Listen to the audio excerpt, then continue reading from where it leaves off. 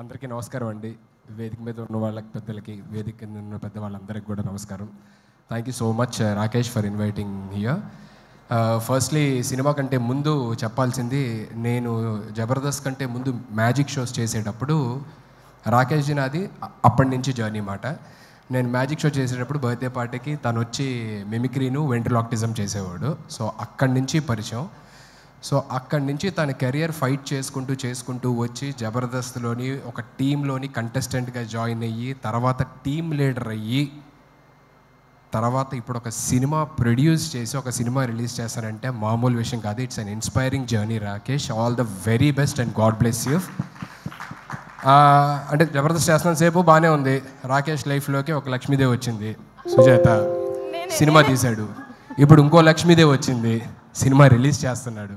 ఆ లక్ష్మీదేవితో పాటు డబ్బులు కూడా రాకేష్కి తిరిగి రావాలి, కొన్న ప్రొడ్యూసర్స్కి, డిస్ట్రిబ్యూటర్స్కి, వాళ్ళందరికీ కూడా తిరిగి రావాలని మనస్ఫూర్తిగా కోరుకుంటున్నాను.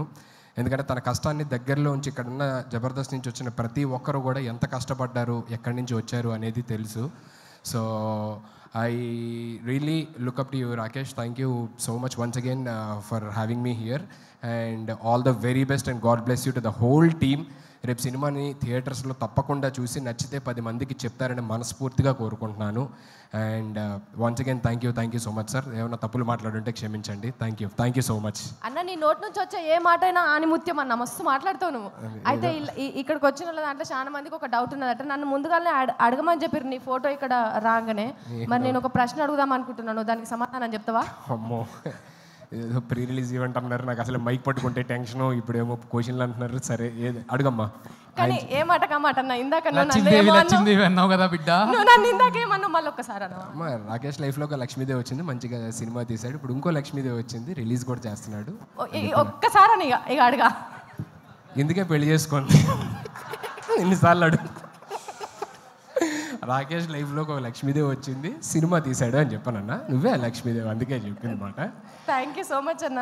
అయితే ఇప్పుడు నేను అడగాలనుకున్నది ఏదో కొంచెం సరే చెప్పమ్మా, అడుగు. అన్న చెల్లె ఎప్పుడు అన్నం తల ఎత్తుకునేటట్టే ఎత్తది, తల దించుకునేటట్టు అస్సలే చెయ్యది. సరే అడుగమ్మా, అడిగిన తర్వాత తెలుస్తుంది ఏంటా అని. అన్న లగ్గం నువ్వే టెన్షన్. లగ్గం ఎప్పుడు చేసుకుంటా? ఇన్నిసార్లు అడిగిన తర్వాత ఎవరన్నా చేసుకుంటారండి?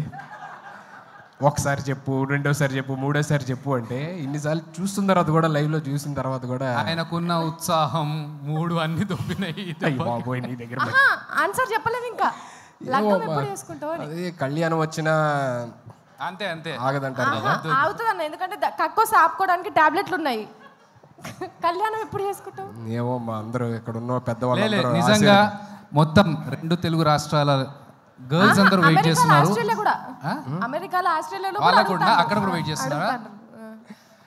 ఎప్పుడన్నా లగ్గము? ఓకే చెప్పు. ఇక్కడ ఉన్న పెద్దవాళ్ళందరూ ఆశీర్వదించి, దేవుడు కూడా ఆశీర్వదిస్తే మేబీ. అయితే ఎవరు ఆశీర్వదించట్లేదు ఇప్పుడు? అందరూ హ్యాపీగా ఉన్నాడు కదా కుర్రోడు, పోన్లు అలాగే ఉన్నాయి అనుకుంటున్నారు.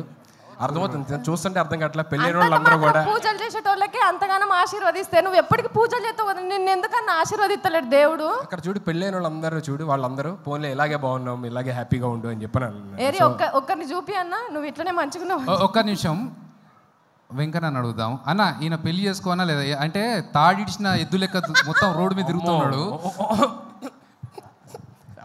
ఈయన పెళ్లి చేయాలన్నా వద్దా? ఒక్క మాట చెప్పాను అన్న. పెళ్లి చేసుకున్నాడు సుఖంగా ఉంటే కాబట్టి చేసుకోనికి పెళ్ళి అంత అవసరం. చేసుకుంటే ఇక్కడ కానీ ఏ ఊరికే పెళ్ళి అంటే ప్రపంచంలో పక్షులు కలిసినట్టు కలిసి ఉండాలి. దానికి పెద్ద కథ కార్యక్రమం లేనిపోని పంచాయతీ అంతా. మీ ఎక్స్పీరియన్స్ మొత్తం బయట పెట్టిరన్న. ఇక్కడ నవ్వుతున్న వాళ్ళందరూ భార్య బాధితులే అన్న. వాళ్ళు ఎంత చూసినావా అక్కడ ఎంత కష్టపడుతున్నారు. ఒకళ్ళు పెళ్లి ముచ్చట అది 4 గోడల మధ్యలో ఉన్నది అంటే అది అక్కడి వరకే ఉండాలి. కానీ ఈయన పెళ్లి ముచ్చటతో కొట్టుకుంటారన్న బయట దేశంలల్లా. హరీష్ అన్న మీరు చెప్పండి, లగ్గం చేసుకోమంటారా వద్దంటారా? మీరు చెప్పేదాన్ని బట్టి అన్న డిసైడ్ అవుతాడు. ఏమన్నా చెప్పు. సార్ ఇప్పుడు ఈయన లగ్గం గురించి రాష్ట్ర ఇష్యూ చేస్తున్నావు. సార్ చెప్పారు. అమ్మ అసలు ఉక్రెయిన్ రష్యా యుద్ధం కూడా ఇందుకే జరుగుతున్నది. పెళ్ళి అయితే గిరాకీ తగ్గిపోతుంది, అది బాగా తెలుసు కాబట్టి సుధీర్ అట్లా మంచిగా ఉన్నాడు. గిరాకీ తగ్గిపోతుంది. ఓకే, ఇంతకంటే పెద్ద thank you so much sir. మీలాంటి వాళ్ళు అందరూ ఉండబట్టి నేను ఇంకా చాలా హ్యాపీగా ఉన్నాను sir. Thank you so much sir. Thank you Thanks a lot. Thanks for Thank you. Coming. ఉండాలన్నా, మీరు ఇట్లనే ఉండాలి. అస్సలు మీరు లగ్గమే చేసుకోవద్దు. మీరు లగ్గం చేసుకుంటే ఎందుకు చేసుకుంటామని పంచాయతీకి వస్తారు చెప్తున్నా. లేదు thank you. And Roja ma'am, good to see you after very long time. Jani master, very long time. Happy Sivabalaji అన్న. సో అందరికీ పేరున thank you so much for gracing this event and supporting Rakesh. And thank you. And Abhi, thank you so much ma'am. Thanks a lot. చాలామంది అడుగుతున్నారు basically, అదే రాకేష్ దీనికి రాలేదేంటి, ఇంకా ఎప్పుడు అంటే చాలా ఈవెంట్స్ జరుగుతున్నాయి కదా, రాలేదేంటి అన్నారు. మేమందరం జబర్దస్త్ ఫ్యామిలీ అండి.